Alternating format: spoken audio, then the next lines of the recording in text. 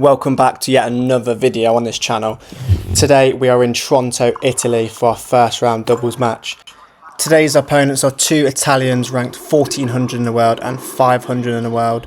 So first round match, we've been quite lucky with our first round match at the minute, not to be pulling seeds first round. So hopefully this can carry on and we can get the job done here quickly. I do have to say this is one of the most strangest tennis venues I've ever been to, and Matt definitely. So that we arrived in the practice courts, we're on a slope. So the baseline was kind of like uphill to the net. It was kind of weird. So, practicing on them courts and then coming on to these courts, these were the fastest tennis courts I've ever played on. If you're from Leicester, it's like playing at David Lloyd Narborough. Well, now I've got the excuses out the way, we can actually focus on the match. 1-1 here, nothing really to show for it, kind of just both held and serve. I'm just starting to get into the swing of my returns. This was the main focus in today's video, was the returning. Sometimes in the last couple of videos and doubles matches recently, I've struggled to, return. Matt pulls off an absolute blinder here to get the break early. And yeah, with these courts being so fast, I think they suited us, but sometimes they did catch us out with how quick they are, and we end up getting broke back here, unfortunately. I think a lot of these first round matches, no matter who you play, the first couple of games are always going to be close. You've got nerves, you're travelling to another country, there is a lot on the line here.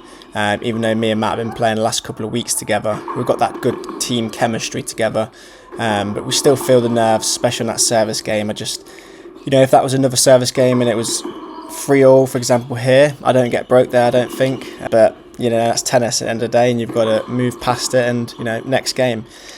On the positive side of breaking and then getting broke back is that we know we can break again in this set, and that's all we kind of looked for. It was just looking after our service games and finding them returns like that exactly. Something I've been working on massively with my tennis at the moment is not trying to go for too much on my returns. So at the start of last year and towards the start of this year, I was just almost trying to just like 90% chance of winner, and then it was either I hit a winner on my return or I missed. And as much as I was getting into a flow state where I was creaming returns all the time, it was just so inconsistent for my game. So, trying to slow it down and, get more repetition in my volleys in my returns. Sorry, I was just hit a volley there, that's why, was the key aim. And, 6-5 up here.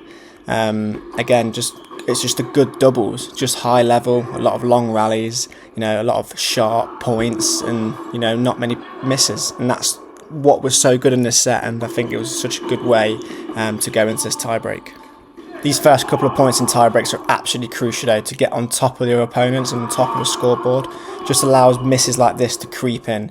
If you're 3-love up, you're coasting, you can go for a bit more.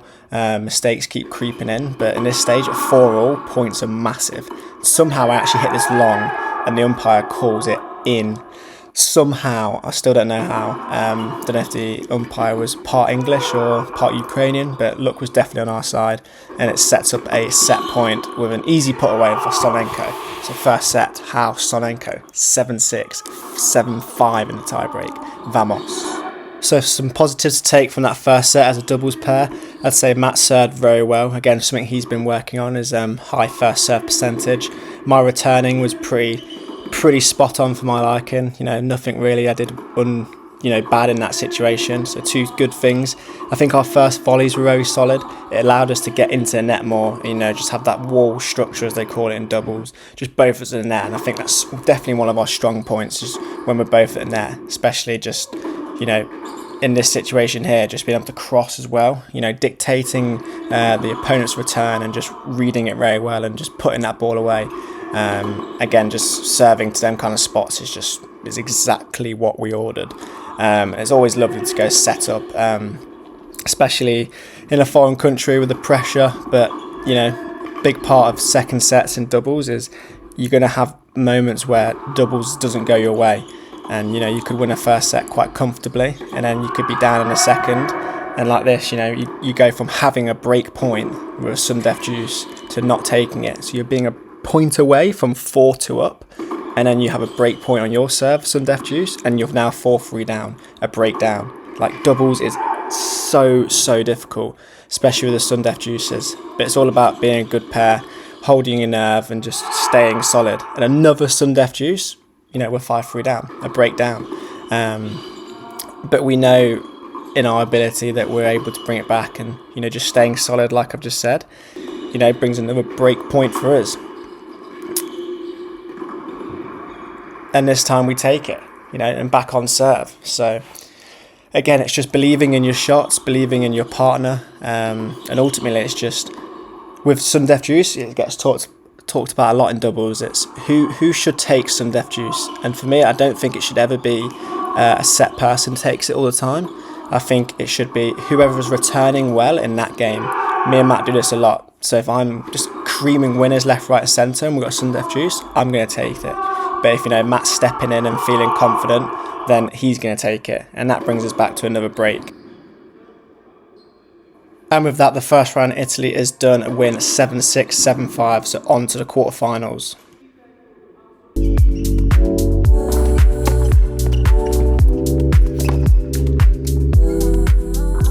Quarterfinals day has arrived, and we are playing, for me, my highest ranked player of my career for sure. We're playing someone who was in live rankings 194 in the world. We've been playing a lot of players like top 2, 300-ish, but never above that. That was really the threshold of players that we've been playing against. In Scotland, we played 250s. Harry Wendelkin and Tom Hands, very good pair, pushing challengers. But 194 was definitely the highest. So, going into this with just, let's see if he can not touch the ball as much as possible, and an unreal break back. Sorry, I'm talking too much about the guy rather than commentating. But yeah, so this game, especially the first 3 games, was just break. There's 3 sudden death juices here. Unfortunately, I get broke on the first game, and then hit an unbelievable return of what I was talking about in the first match to break back. And then, another break. So it's 2-2 here, and, just trying to stay relaxed, stay focused. There's a lot of breaks, a lot of momentum flowing. So just trying to catch that wave of momentum, and then try and, get a few games under our belt. But, this guy, so the guy that's 190 in the world is on the right-hand side, so in the blue top. And his just timing was just unbelievable. Like, he just catches out, especially the other guy, who was about 400. Just especially on their returns, it found was such a difference in level between these and the pair we played first. And that's something I had to change on my serve when I was serving, was not going to the same spots all the while, because they were just reading it, stepping in and just, smashing returns past us. It wasn't working. In every doubles tournament we've played this year, we've always played on the Tuesday, had the day off on the Wednesday, and then played the quarterfinals on the Thursday. And as much as I like that kind of format, because it allows us to be in a tournament for a longer period of time, I almost find if you're not fully training on the Wednesday, and especially with the practice courts being so different, it was something I found that I always started slow. I felt like having a day off wasn't the best in that situation for tennis. For to have a day off to explore was nice. Just to relax, knowing that you're in the next round is a nice feeling. But ultimately, having a day off from tennis to then come to such a high level was quite hard for me. Something, again, I'm going to add to a list of things I need to work on when I'm back. And unfortunately, with that break, just one break of serve, we do end up getting the first set taken away from us 6-4. I'm going to say nothing really, that we did awfully wrong. Again, it's small margins, in doubles, it's 1 point here or there.